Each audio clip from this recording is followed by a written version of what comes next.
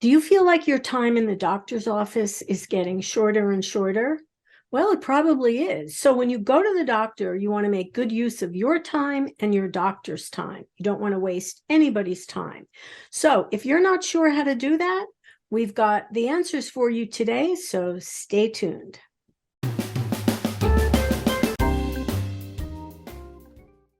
Hey, good morning, everyone, and welcome to Scan FYI. So yeah, we're going to talk about having an effective doctor's visit, and it's a real thing. It's a real problem for many people. Who better to educate us on that than Vinny Smith from Braven? Good morning. Good morning. How are you today? I'm good, Vinny. It's always good to see you, even if it's virtually. Although we have seen each other in person at some Yeah, point last year. yeah, hit and miss Yeah, I can't at the remember. mall This at the is big show. The world is still a little bit crazy. I still feel like I'm seeing more people virtually, including doctors. We are seeing them virtually as well. But the thing is that you do have a limited time in the office. You want to make your time count. You don't want to waste your time or your doctor's time, or what was the point of even going? So that's real. So that's our topic today, Vinny. How do you make your time in the doctor's office effective? What do we need to do? Well, the first thing right off the bat is knowing that we should be going to our doctors when we're not feeling well, or like the emergency care, not the emergency room in a hospital, but a lot of these doctors now have like IMA, which is basically emergency care because you can't get an appointment. Don't be afraid to go there. There's a great qualified doctor there or Yes. doctors that will take care of it. Second of all, is like when you are ill, don't self-medicate because you're not a doctor. Go to your doctor, call up, try to get an appointment as soon as you can. Tell them what the symptoms are. If the symptoms warrant it, they'll get you in right away. But when we do get there, now we have stage 3, and that's a totally different thing. You want to have a very effective visit with your doctor. And Right. basically how you do that is multitasking a few things, but it's really upon you. When you have a good doctor and you have faith in that doctor, it's a lot easier for you. But one of the things that's working against us is age. And when I say age, it's simply because when we were growing up, our parents taught us that doctors were so important. And yes, they are. Okay. They're Godlike absolutely in their godlike. abilities Yep. to help us. And very, very highly qualified. Going through medical school and internship and stuff like that is extremely hard. They weed out the bad ones that won't make good doctors. So you're going to have doctors that are great, excellent, good, fair. And then unfortunately, there might even be one or two somewhere around the state of New Jersey that are not so good. But that's a different story. Okay. What we want to do is when we go to that doctor, it has to be a two-way conversation. To be an effective visit, the first thing what you should do is prepare for the visit. Okay, it's as simple as that. What you want to do is keep a log of your symptoms. Piece of paper, pencil. Write down the symptoms that you're having, and you're going to bring that with you. Okay, because we do not remember everything, especially when we sit in a doctor's office. We want to get in there and get out of there. That don't rush. And the doctor shouldn't be rushing you either. Give the symptoms. When you walk in, the doctor, he doesn't have a crystal ball. She doesn't have a crystal ball. And they're going to say, well, Mr. Smith, what can I do for you today? What's ailing you? What's your What problems? brings you here? You Yeah. know, the nurse has already come in and taken your blood pressure and your temperature and all that wonderful stuff. Okay, but he or she wants to really hear from you what the problem is. If you go in there without that stuff written with you, you're going to forget a lot of it. You're going to forget some of the symptoms. You can't just say I have a runny nose. Well, you don't belong there if you just have a runny nose. It has to be a real reason. Or even when you go for your, like, if you're a diabetic, you got to go every 3 months. You still have to do all of that preparation work. Okay. And when you give that information to the doctor can make a much better diagnosis of what your ailment may possibly be. So we have to be prepared. Something else that we should bring with this is even though he may have it, there's no such thing as just having one doctor anymore. Okay, that's the GP, the general practitioner. Okay, yes, that's who you go to for your visits most of the time, especially your physical and stuff like that. But then when you have a problem, if you're diabetic, you're going to a different doctor. If you have a heart Right. problem, you're going to a heart doctor. So what you have to do when you go see all these doctors, you have to know their names.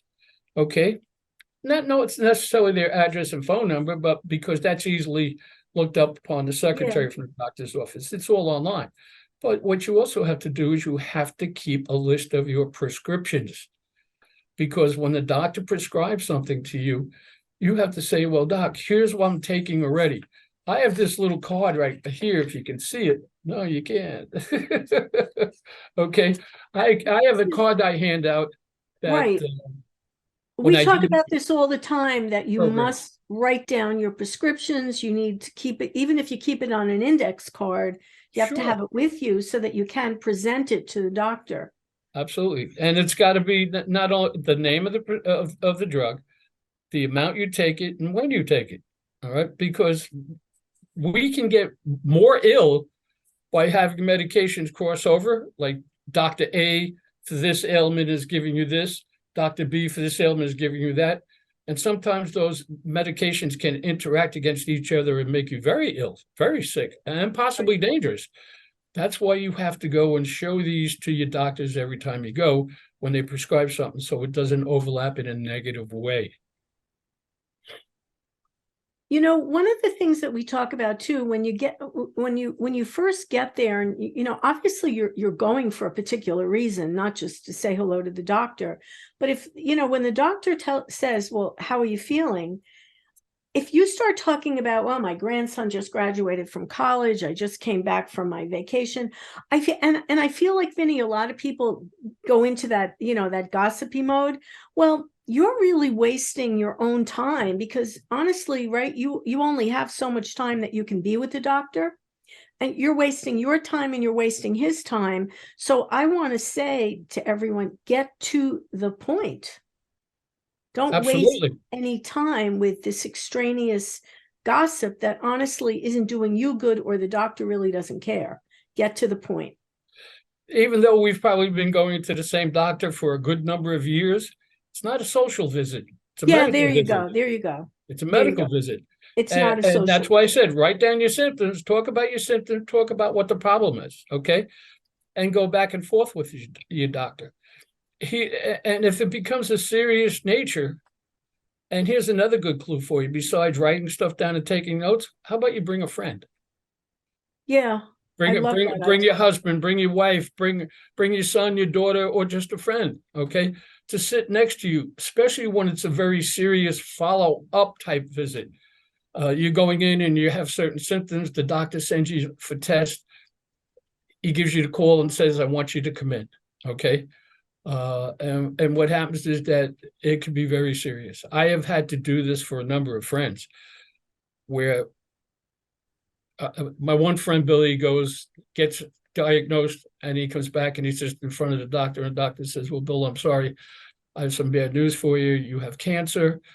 This is the type you have, and so on and so forth. As soon as he heard cancer, guess what he did? He shut You down. shut down, right? Yeah, he didn't hear anything. That's why if you have a situation, bring someone with you. All right. I had to go and sit down with him and explain to him and drag the information out of what he could remember and what he couldn't. That's don't shut down, but you're going to. So have that person next to you there. Anytime you go to see a doctor, they don't mind that. They will not let you videotape it or take a photo, but they'll let you take notes, and they'll let you have someone there to help you, especially if you're in the senior citizen age. Even though you have Right. all your faculties, you're fine, you're doing exercises like that, it's not bad to have another set of ears there for you. Okay. No, So I you can agree relax. with that, because even if you're just going there because, I mean, it might not be cancer, it might not be a horrible diagnosis, but in the heat of the moment, we sort of tend to, shut things down, and you don't remember. And it's great to have someone with you to be writing things down, another set of ears. I think that's always a good idea. I always did it for my mom. I've had friends come to the doctor with me because I just want another set of eyes and ears. Exactly.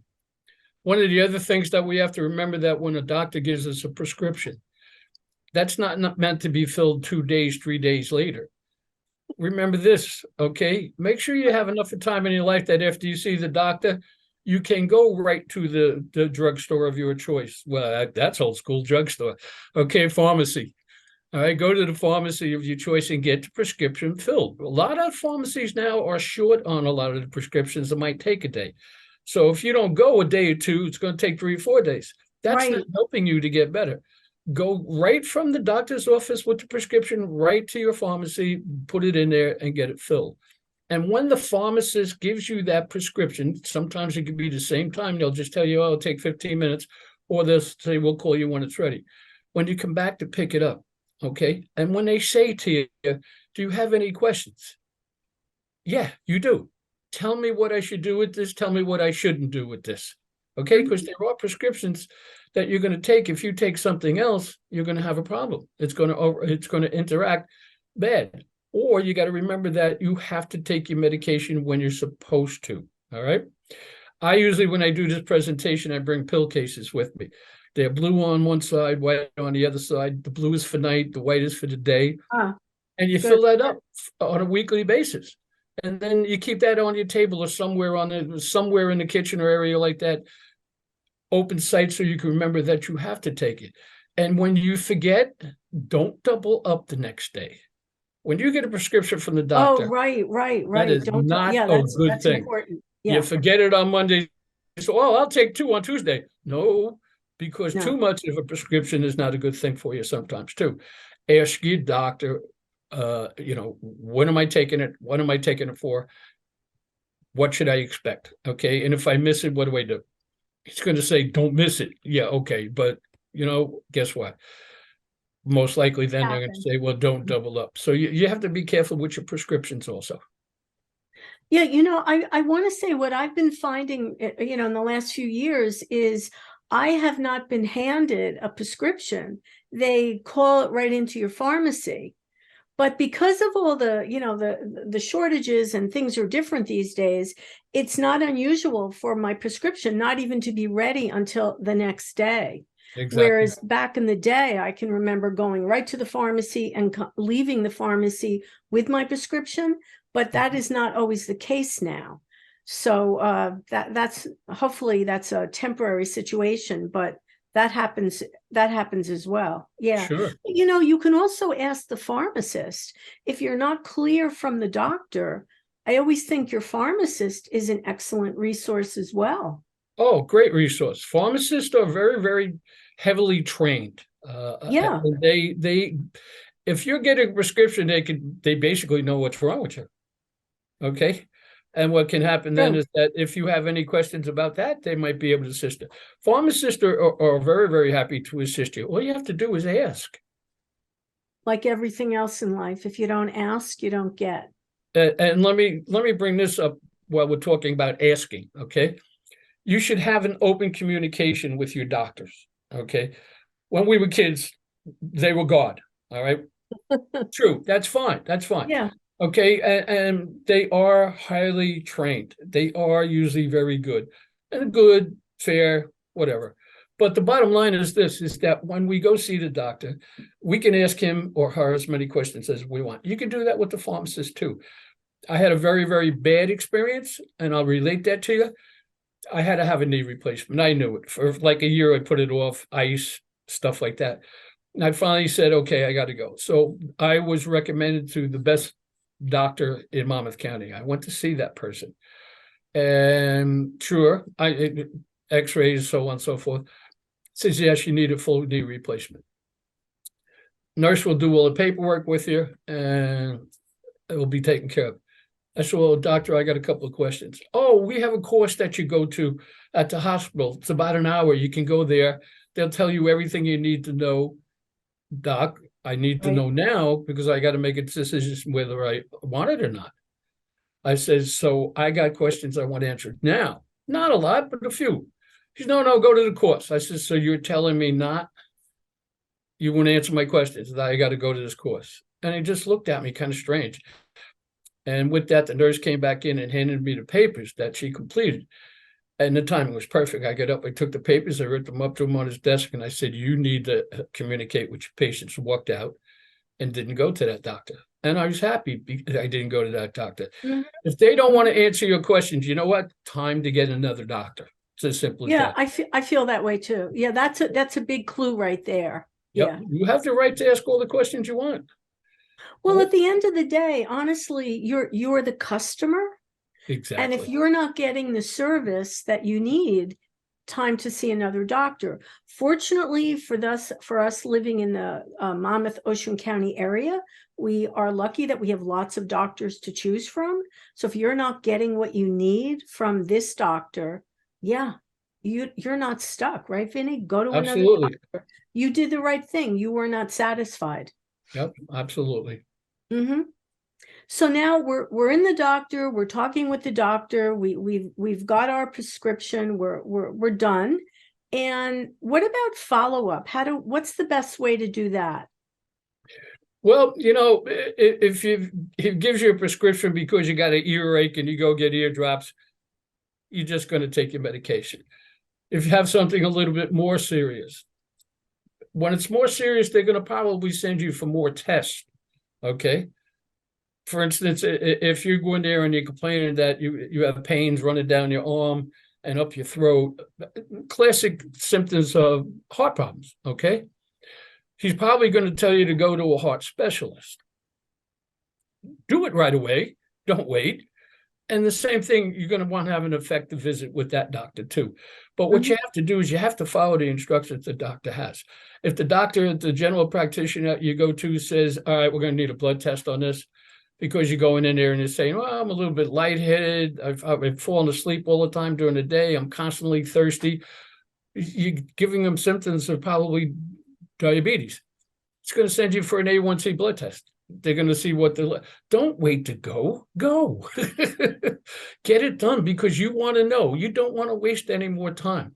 So after you leave that doctor's office, you usually have some follow-up things to do. The type of medication you take, the prescription you have to get, another test, follow up, do it right away. Okay, let the doctor get those results. The doctor's office will probably call you and tell you to come in.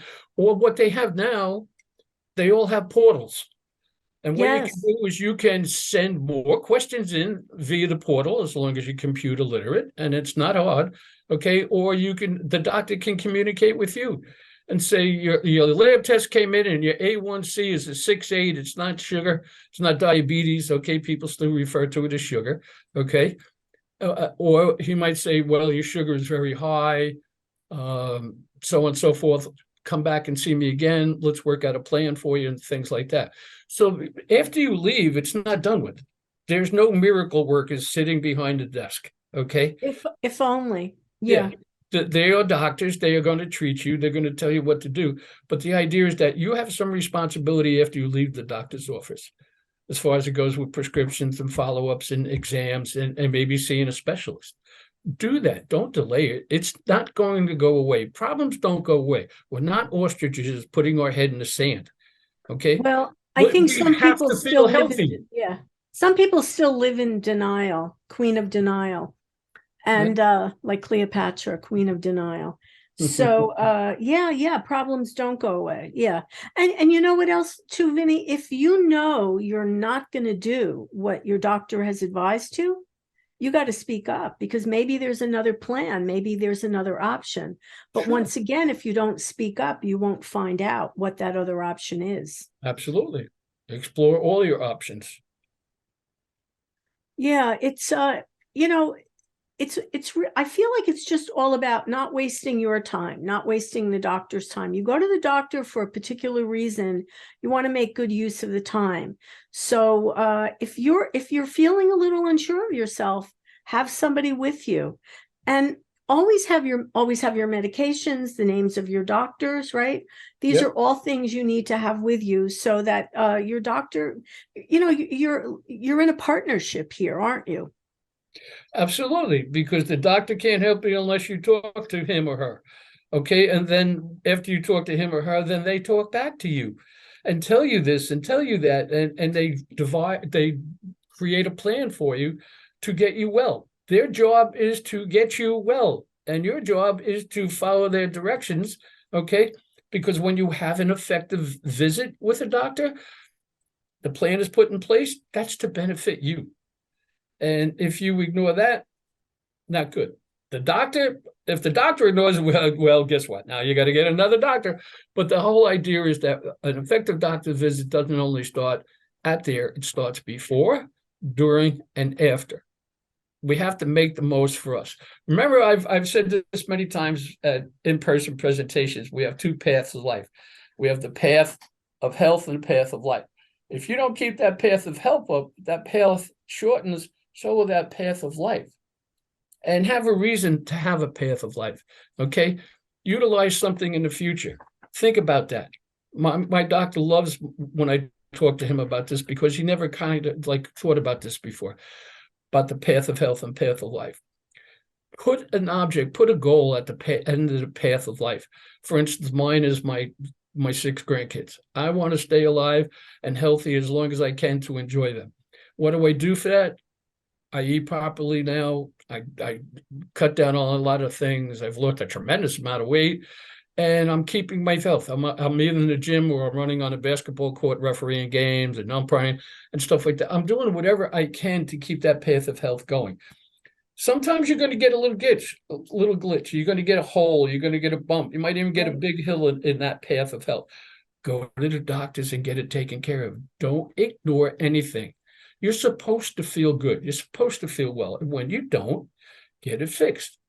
If your car's got a flat tire, you're going to keep driving the car with a flat tire? No. That's a great analogy, because we know what happens if you continue to drive your car with a flat tire. It's if you've got a pain, if you've got something wrong, and you just keep going and pretending it's just going to go away. Not good. Not good. No, it's I going to like get your worse. idea of having a goal, like something to look forward to, and thinking about, well, how am I going to get there? What do I need to do to get there? Absolutely. Yeah. Good idea. Look, it's a new year, so make it a new you. When you go to the doctor, make it effective. It's good for you, and it's actually, I think it's good for the doctor, because if you're clear with the doctor and honest too, I think a lot of people are not totally honest, or they just hold back some information. I don't know why, because you're in the office. Now's the time to speak up. Yep. All right. So let's focus on more effective doctor visits for better health in the new year, right? Absolutely. Okay. Vinny Smith from Braven Health. Always a pleasure to see you, even on the screen. Looking forward to seeing you in person. Thank you very much for having me. Appreciate it. Okay, remember, everybody out there, if it's important to you, it's important to us. I'm Andrea Tarr, and we'll see you next time on Scan FYI. Bye, everyone. Bye, Vinny. Bye.